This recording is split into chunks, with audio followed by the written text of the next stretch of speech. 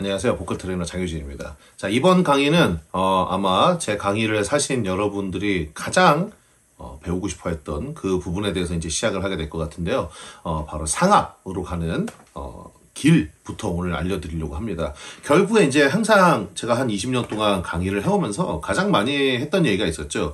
소리의 길이라는 건 결국에 호흡의 길과 같다라고 얘기를 했었습니다. 근데 이제 실제로 돈을 배우고 내는 이제 개인 레슨 학생들도 마찬가지고, 뭐 가수분들도 마찬가지, 뭐 뮤지컬 배우분들, 아니면 판소리 하시는 분들, 성악하시는 분들 다 와서 수업을 하고, 또는 이제 이렇게 온라인으로 이제 수강하시는 여러분들의 그런 댓글들을 봐도 여러분들이 가장 잘못하고 있는 게 뭐냐면 어떤 소리라는 걸 얻기 위해서 소리로 그걸 찾아가려고 하는 게 가장 잘못된 방향인 것 같아요. 그러다 보니까 결국에 소리를 만드는 것이 호흡이다라는 거를 항상 까먹고, 또 소리로 접근하다 보니까 결국에 또 호흡을 까먹고, 호흡을 까먹어 버리니까 다시 소리가 목으로 가버리고, 그러다 보니까 내가 원하는 소리로 갈 수가 없게 되는 거죠. 결국에 여러분이 원하는 그 상압이라는 소리도 까놓고 따지면 호흡의 결과물이라는 걸 여러분이 꼭 알아야 되는데, 자, 그러면 도대체 상압으로 가는 그 길의 호흡은 어떤 것이냐라고 한다면, 사실 이거는 제가 뭐 2022 때 인강 때도 얘기를 많이 했었고, 지금까지 뭐 많은 인강을 찍어왔고 유튜브에서도 얘기했던, 제가 낮은 호흡이 있고 높은 호흡이 있다고 굉장히 많이 얘기를 해요. 그러다 보니까 예전에는 제가 이거를 단어 선택을 하려고 하다 보니까 진성이 있고 가성이 있다라고 이제 얘기를 하는데, 우리가 그냥 쉽게 이해를 하시면 됩니다. 우리가 진성 이라는 소리를 쓰면은 호흡이 낮잖아요.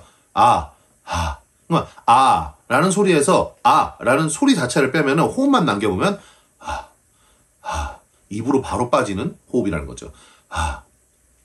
그리고 가성을 내보면 이런 걸 내보면, 소리를 없애보면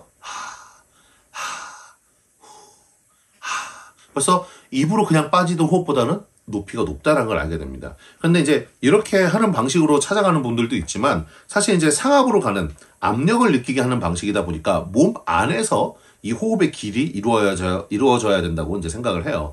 그러다 보니까 이제 여러분들에게 이 길이 온전하게 내 상압의 위치까지 갈 수 있도록 하는 그 느낌을 알려드려야 되는데, 이 방법에 대해서도 뭐 성악이라든지 뭐 여타 다른 강의들에서도 굉장히 사람들이 많이 했었고, 저 같은 경우는 예전에 강의 영상 같은 걸 찾아보니까 제가 한 2013년, 14년 때부터 이 얘기를 꽤나 많이 했더라고요. 되게 웃기게 인터넷 방송으로도 알려드렸었는데, 요새는 이제 그거를 뭐 많은 사람들이 뭐 하는 그런 용어들이 있으니까 저도 굳이 그 용어를 같이 얘기를 하면서 그냥 쉽게 한번 얘기해 보도록 하겠습니다.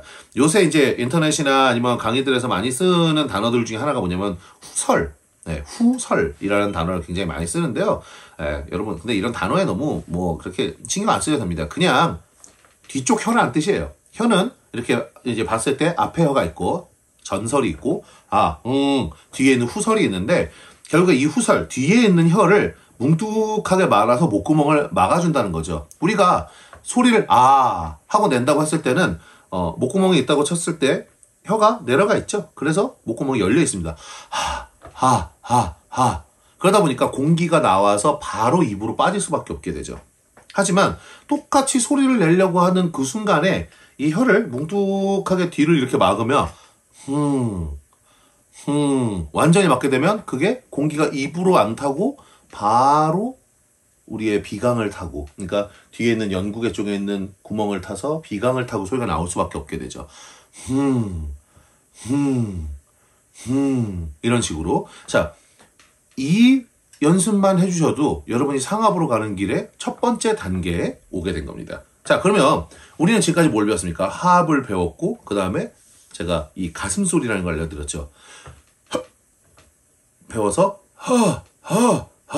자, 이렇게 끈적하게 나온 가슴 소리, 이 소리를 입을 열고 내버리면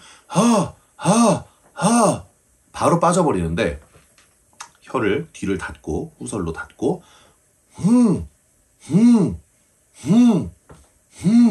그러면 내 강한 압력과 가슴 소리를 포함한 이 소리가 그대로 어디까지 전달이 돼요?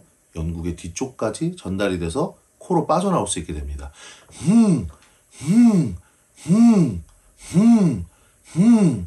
이때 여러분이 또 소리에만 집중을 해서 이 보내는 것만 집중하지 마시고, 압력에서부터 시작한 이 길을 전체적으로 다 써서 여기까지 가야 된다고 생각을 하셔야 되는 겁니다. 무슨 말이냐면 여기가 만약에 시작, 중간, 종착역이라고 한다면 여러분은 꼭 이 중간에서도 끝부분과 종착역에서만 자꾸 소리를 내려고 하는 거죠. 제가 원하는 건 시작부터 호흡을 확실하게 마셔주고 확실하게 내복권을 컨트롤해서 공기가 나올 수 있게 해줘서 확실하게 소리가 나오면 그때 후설로 막아서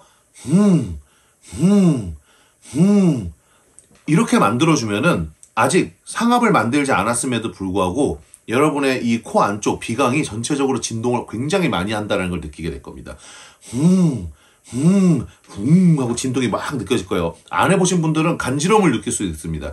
그 정도로 이 연습을 많이 해주고 처음에는 스타카토, 단타로 때려주라는 거죠. 단타로 때려서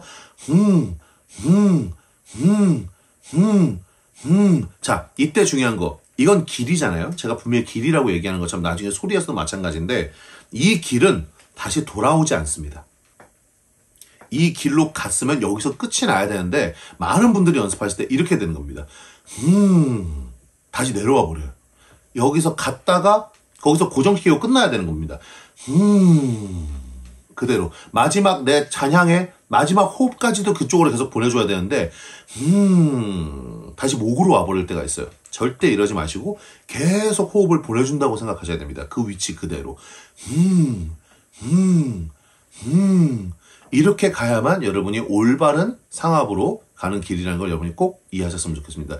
요 연습이 확실하게 된 이후에 그 다음에 상압 연습으로 넘어가셨으면 좋겠습니다. 장유진이었습니다.